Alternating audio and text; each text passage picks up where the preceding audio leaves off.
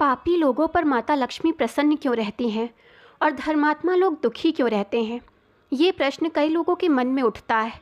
आखिर ऐसा क्यों होता है कि जो लोग पूरे सच्चे मन से भक्ति भाव रखते हैं और देवी देवताओं की पूजा करते हैं, उन्हीं लोगों के पास दुख आता है? आखिर इसका कारण क्या है? आज इन सभी प्रश्नों के उत्तर जानने की कोशिश करेंगे। ये सवाल कई लोगों के मन में उठता है। पापी लोगों पर माता लक्ष्मी प्रसन्न रहती हैं और धर्मात्मा लोग दुखी रहते हैं।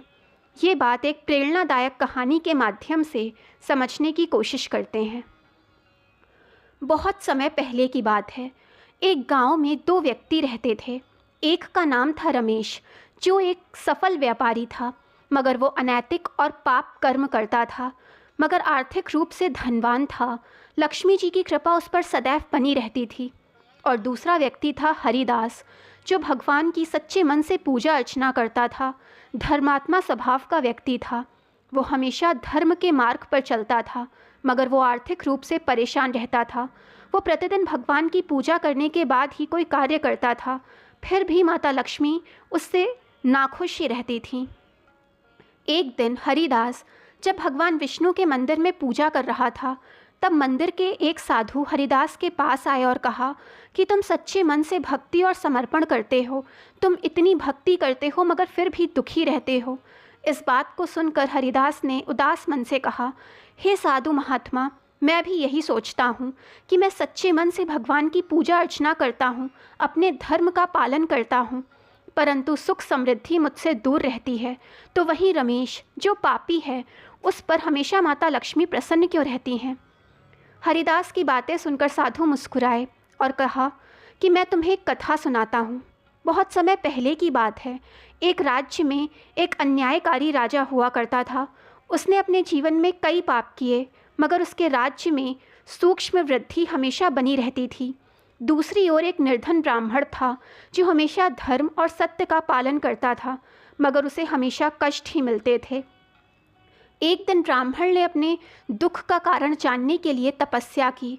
उसकी तपस्या से प्रसन्न होकर भगवान विष्णु प्रकट हुए और बोले कि ब्राह्मण, इस जीवन में तुम जो भी भोग रहे हो वो तुम्हारे पिछले कर्मों का फल है।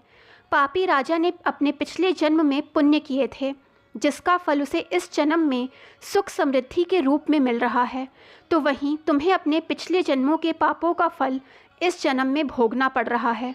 और पापी व्यक्ति इस जन्म में अपने पुण्यों का फल भोग कर अगले जन्म में अपने पाप का फल भुगतेगा। वहीं धर्मात्मा व्यक्ति अपने पापों का फल भोग कर अगले जन्म में सुख समृद्धि पाएगा।